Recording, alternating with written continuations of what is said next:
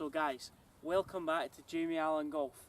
Today what we're going to discuss is how not to come down so steeply with your irons. But today what we're going to talk about is the biggest fault I see within amateur golfers within golf. And that is a club shaft. As we were to take the club back, what happens is the club shaft gets a little bit too pointing to the sky, so too vertical on the way back. And then from there, the club starts to swing over the top, so almost this action. So the club swings over the top. When the club swings over the top, we generally create a lot of inconsistencies, strike issues, low point issues, and just general distance issues. So to think, if we were hitting an iron shot and we were struggling with strike issues, the first thing we would go to is basically the angle we're swinging on. So the number one fault I see in golf is when people lift the club up, drop it back down, and generally take a big divot before the golf ball. So let's keep this nice and simple today. So lift it up, drop it back down. That was actually not a bad thing. But today, the analogy to think about is to stop that strike or that club hitting prematurely before the golf ball. Then what we're going to do is we're going to think of the analogy of throwing a frisbee. Okay, so left hand only. So many golfers who get very steep, what happens is they lift their hands on the way back. From there, they drop the club back down on a what we call a vertical path. Okay, so a vertical angle. So think of the letter V. That's why the club comes down steep. So it goes up very sharply, comes back down very sharply. So think about dropping the club now. So we've all dropped the club in anger, but let's do it just so we can do a nice simple drill. So if I was to address the ball, or address this imaginary ball in front of me, golfers who swing over the top and get really steep on the backswing, they have a tendency to almost lift the arms up too much, and then from there they drop the hands back down in that same angle. So we're not going to use both hands to initiate this movement. So what we do is we'll take the right hand off, and what we're going to do is pretend that we're almost skimming a stone with our left hand. Okay, so if I was to use a tee as a skimming a stone, what happens from there is everything is moving towards the target. We almost keep this left hand below our shoulders.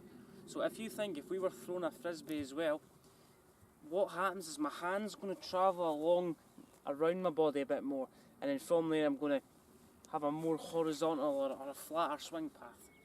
But the moment that we give people a golf club and they look at a golf ball right in front of them, they start lifting up and trying to take the paint off the golf ball. So we're dropping the club. Think about putting the club out in front of you, and we're basically, this is the angle we should swing on. So we go back, we go through, we release the club. We're throwing a frisbee, we're using our left hand only. So as you see from there, what tends to happen is if I was to do this down the line, if I was throwing a frisbee, then my arms are going to travel in a more flatter swing path. Okay, I'm not lifting my arms up. From there, my hands are going to, my forearms are going to release a bit better, and I'm going to create a bit more space for me to swing the club. So let's analogy of throwing a frisbee. What you do is you do left hands first. So your left hand first. And what tends to happen, if I was to do this down the line, if I was to use two hands and I've got a tendency to lift up, then what's going to happen is the club's going to come steep. So if I was to do this without the right hand on the club and just use my left hand, I'm just going to swing, feel like my left hand's going more around my body. From there, as you can see, the club face is releasing, the club face is less open, and find as throwing a frisbee, the left hand goes more across the chest and then comes through. So if I was to do this into a golf ball, so on a frisbee, left hand goes more across chest. From there, we're just basically releasing the left hand at the same level on the way back and on the way through. So let's translate this into golf. So bring the club out in front of you, swing more around it. So it's almost just this action, swinging more around your body. So get the club out in front of you, turn your body, turn the body. See how everything sort of moves in a more horizontal plane instead of lifting up, dropping it back down. So let's put that into practice. Nice and rounded, okay? Tend to find is you take less ground before ball. Nice crisp contact. So more around the body, round, round. And what you tend to get is you get that little shot that goes right to left. If you're throwing a frisbee, use the left hand only.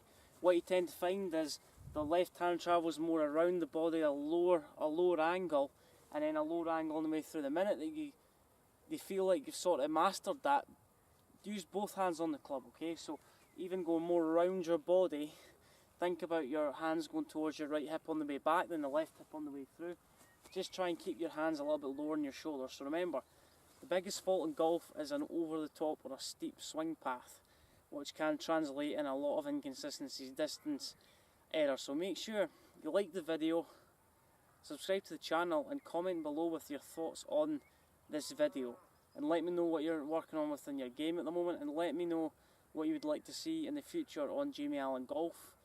And make sure you follow my Instagram, Twitter and Facebook accounts under just Jamie Allen Golf. Thanks for listening.